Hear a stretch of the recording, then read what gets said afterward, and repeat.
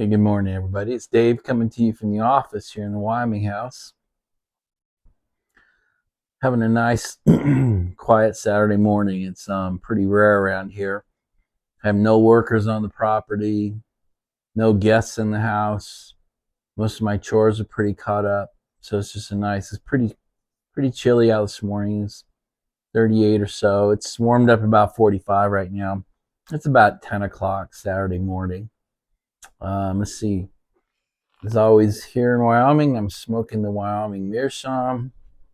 You can see it's colored up pretty nicely. Even the front's starting to color up, which is hard for me. But look at that stem. Anyway, and what I've got in it is one of my favorites, 1792 flake. I know it was one that Uncle Willie talked about quite a bit. Anyway, I love it. I've been smoking it all week. This tin is empty. I've only got a bowl or two left here in the pan. But anyway, that is what I'm smoking today. So by the name, 1792 flake. Obviously, it's a flake. I'm not good at flakes, so I break them up. I make them, pretty much turn them into a ribbon cut. I'm not a folding stuff guy. It just doesn't work for me.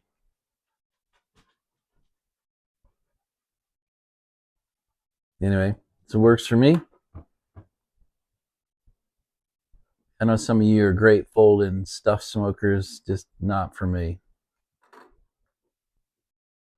So I've kind of put off making this video, and I don't really know how I feel about making it, but thought I'd let some of the dust clear from the week. It was a difficult week, the night, 9/11, and then the Charlie Kirk assassination made it a tough week, and I decided I'd let the dust clear and let all the videos get through and talk about it a little bit. So that's what this video is about. I just want to talk a little bit about this week and how I see things going forward from today on. So anyway, so the tobacco portion of the conversation is over, and if that's what you're here for, I'd go ahead and click off, because we are going to talk about Charlie Kirk's assassination. We're going to talk about 9/11. We're going to talk about the what I think is going to happen going forward. So it's going to touch on politics and current events, and I know that's not why a lot of people come to this channel. So anyway, just warning you that this is the end of the tobacco portion.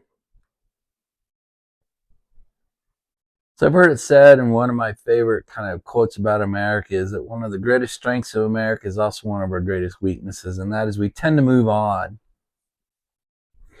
We tend to focus on what we need to do and move forward from that and worry about ourselves, our family, our careers, and not so much get bogged down in what's happening in the world. And I think it's a strength because we do need to move on. We can't get bogged down. We can't stop moving forward. Can't not stop moving towards our goals, making our life better, protecting our families, taking care of those who rely on us. It's one of our weaknesses because huge events largely get absorbed and forgotten and moved on, which is what I believe is going to happen with what's been going on this week. And I think a good example of that is 9/11.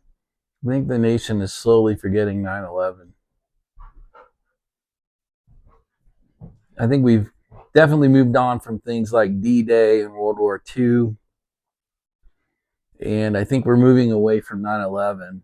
And it's hard to believe it was 24 years ago, but that means if you're under 40, you have very few memories of it. I mean, when you're a 5-year-old, 10-year-old, I mean, you have memories, but kind of memories of things around the event, not so much the event itself.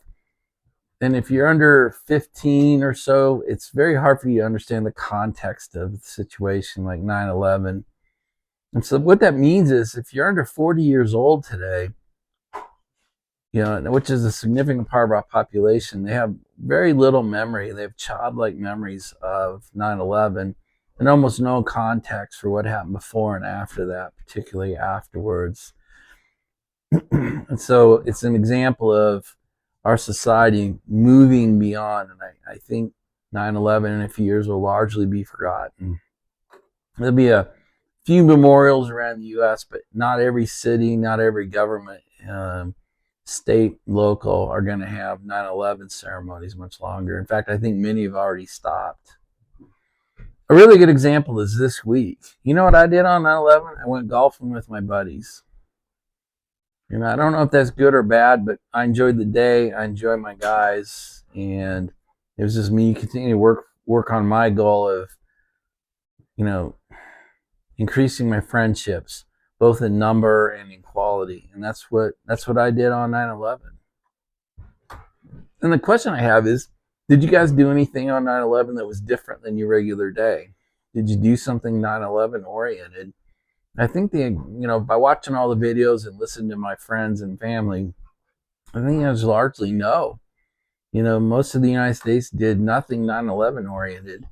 And I don't know. I'm not judging that. I'm not saying it's good or bad. I just think it's the fact we need to realize that we as a society move on from these major milestones, particularly when they're 20, 25 years or older. And I think that's what's happening with 9/11. I think we kind of need to accept that and maybe not get angry about it. If you're angry about it, the question is, what did we do? What did you do differently? What are you doing to keep the memory of that event and the context and the importance of it alive in our society today? The other thing I want to say about 9/11 is, I think there's more and more evidence coming out that if you're willing to be objective and really study it and really do research, that 9/11 may not be what we thought it was. 9/11 may not be the external event that we thought it was. And I know I've come to believe over the years that we probably had a huge hand in it, that it was a false flag, that I think maybe our government and our intel organizations had a lot more to do with it than we want to admit. I've had some conversations with a few of you over the last few days about this. There's hard to ignore evidence. I'm not going to present it here because it'll probably get the video taken down or the channel just deleted. But if you do some research out there, I think you'll find out it's really not what it was presented to be, that it was not just a bunch of terrorists trying to attack the United States. I think there was a lot of support that came from inside. Terrible thing to say, not proud of it, but I also think as that becomes more and more prevalent, that may also reduce our nation's memory, memorials of that event. So I don't think I'll say too much more about 9/11. If you're interested, if you want me to provide you some of the material I see, reach out to me. Put a comment on the video or reach out to me by email. My email's in the channel description. It's DHR Street Speed, DHR Street Speed, and it's a Gmail account. So if you want to send me an email or put a comment in here, I can send you a couple links. But anyway, I think that's enough about 9/11 for now. So the next thing I kind of want to bring up is the assassination of Charlie Kirk. I do consider it an assassination more than a murder. Clearly it was a murder. I think it was more than that. I think it was assassination. I think it is an attack on the First Amendment. I'm not entirely sure I believe that it's one kook who got up on a roof and made a great shot. I also believe it'll be out of the news by sometime next week. The example I had, dogs don't even know what they're barking at.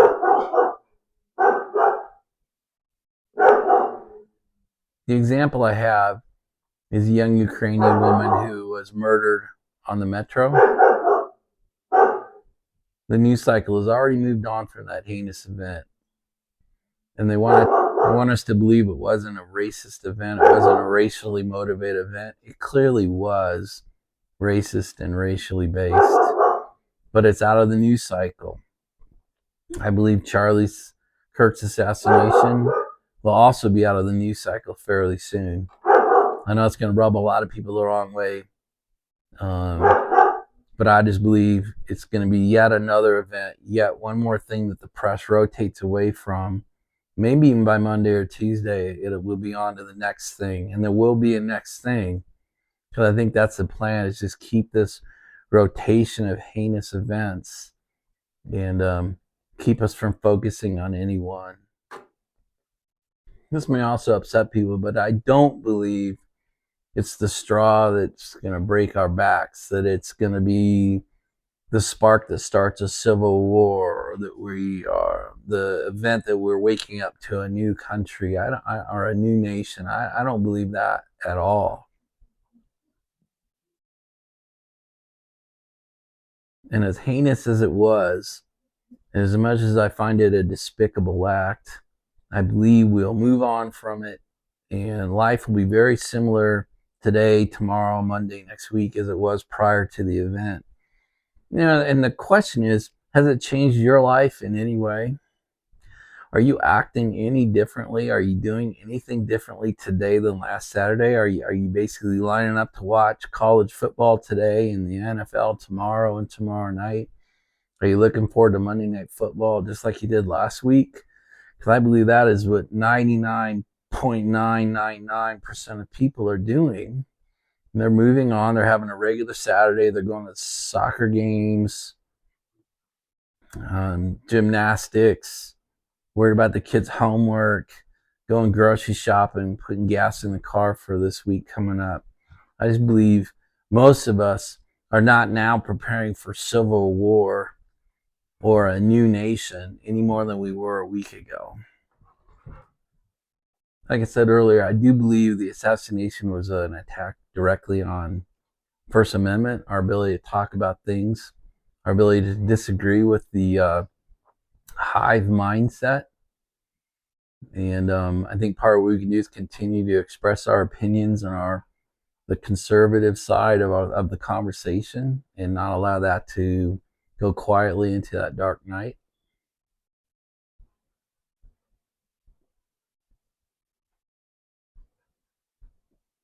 But I don't think it's a call to civil war. And I don't think we're going to see big changes in the next few days or weeks because of it. I do believe it will be used by the Second Amendment fighters who are trying to eliminate gun ownership in the United States, who feel it's wrong for the private citizens to own weapons. I believe it will be used as yet another bullet in their fight to try to take down our right to own guns. So the third topic I want to bring up is there seems to be a lot of discussion in the last few months, the last year or two, about we're now in biblical end times. And I'm not trying to bend anyone to my beliefs, but I do want to express what I believe. I believe we are not in biblical end times. I'm not sure if we lived in the 60s and we had JFK, RFK, and MLK all assassinated, that did not generate a civil war, that did not generate a real change in our society, that did not kick off biblical end times.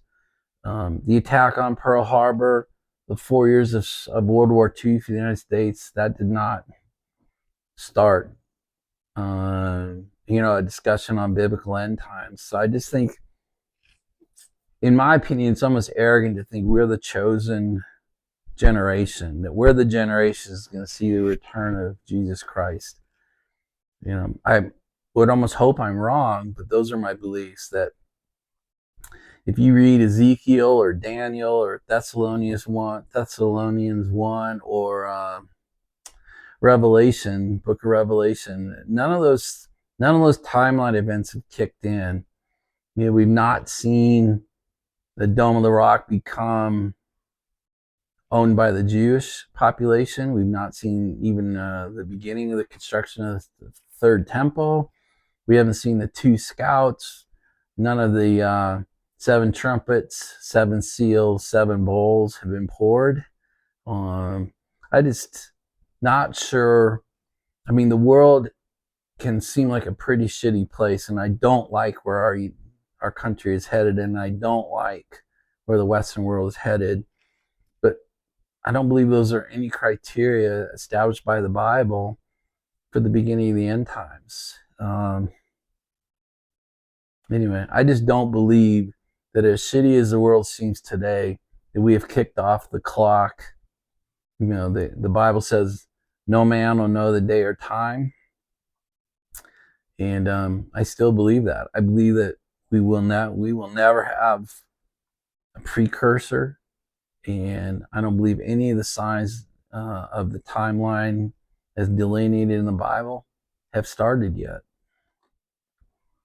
Seems wrong to blow through three such momentum topics so quickly, but those are my opinions on 9/11, Charlie Kirk assassination, and biblical end times.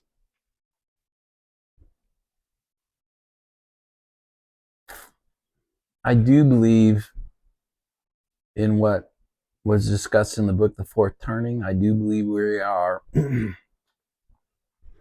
approaching the end of the 80-year cycle. I think we are in that fourth generation. I think we are headed for some sort of societal reset. I think we are headed for some sort of financial system rebirth. I do believe it's important we take individual action to be prepared for that. Now, I'm a freak. I've been doing it for 6 or 7 years. Part of the reason I bought this house out in the wilderness was to get away from society. Then the reason I prep food and water and weapons and ammunition is to be prepared for it. I mean, you see it with all my stupid tobacco. You've seen my 2 cellars here in Maryland. And, I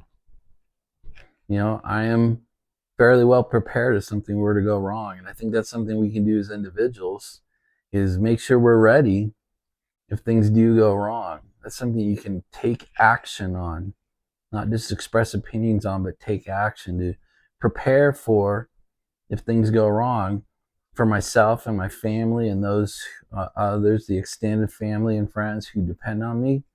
And I'm ready for that. And that's something I would suggest each of you do as well, is be individually ready in case things do go wrong. So I do think factually there are some things happening. I think there is an attack on First Amendment. I do believe there is an attack on Second Amendment. I do believe there's an attack against conservative and traditional way of thinking, the mindsets that created this country, the belief systems that made this country the greatest nation in the history of planet Earth. And I do think we need to recognize that and try to fight against it. I also believe that there's the nuclear family is under attack. I think marriage is under attack. I do think there's this being individually responsible. So individual responsibility is under attack, and that there is a real push to make us more and more dependent on the government across all over the Western world. And, just turn to the government for more and more solutions and more of our life. And I think particularly younger generations are really buying into that. Universal basic income, extended unemployment support, unwed childbirth, in multiple unwed childbirths. More and more of our society is saying the government should pick this up, should provide more support and all that. And eventually trying to get everybody dependent on the government, and then they can tell you what to do at that point. Hey, get the next shot, get the next inoculation. If you don't, we're going to turn off your support. I think we're heading more and more that way. I truly believe in the sentence that hard times make hard men make soft times make soft men, and soft men make hard times. I believe we're in that final phase. I think soft men are making for a very, very hard world up in front of us. And I don't mean in the distant future. I don't mean 20 or 30 years. I mean in the next 5 to 10 years, we're going to see something go really, really wrong. Just the debt spending, our financial system cannot last in its current state much longer. A big part of the reason I chose this house This is out in the middle of nowhere. It is away from society. I only see people when I choose to. I bring them on as contractors to work on the house, or when I go down to town and spend a few hours in town working on my friendships, going golfing, going grocery shopping. But if I choose to, I can have a day like today where I just choose to stay away from society and stay away from people. I use the internet to try to keep up with things, but I've largely separated my life from the society in general. Where I've chosen to put my wealth, my investments is largely outside of government control. And that's another thing I'd recommend. Can you move away from the cities? Can you move away?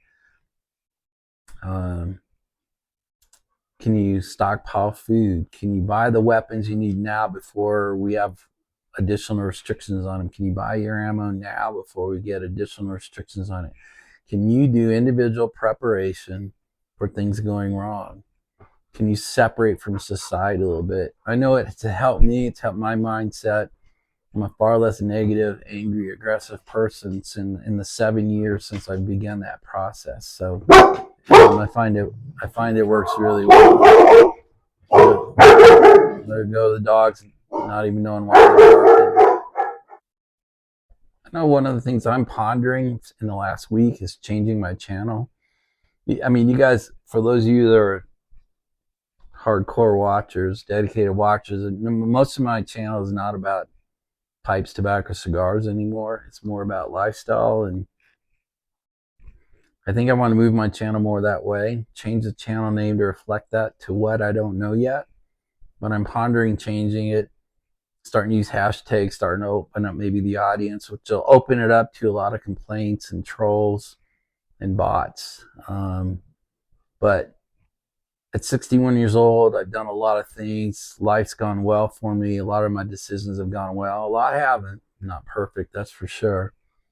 But I like the lifestyle aspect of the channel more than I do just doing tobacco. And that's why you've seen me kind of change over the last year to get away from that content more and more. So that's something you'll probably see in the next few weeks, is changing the channel name, not running away from pipes and tobacco, not running away from the YTPC. But I would very much like to have a broader impact on the world. And I think changing my channel is one way of doing that. Well, that's just me a 25-minute video, guys. I seem incapable of making short videos. But anyway, I'm going to wrap this up. Hope this makes sense. And we'll do some channel changes as the next few weeks go by. All right, guys. May God bless you and all the people around you that are important to you. And we'll see you on the next video. Bye, everybody.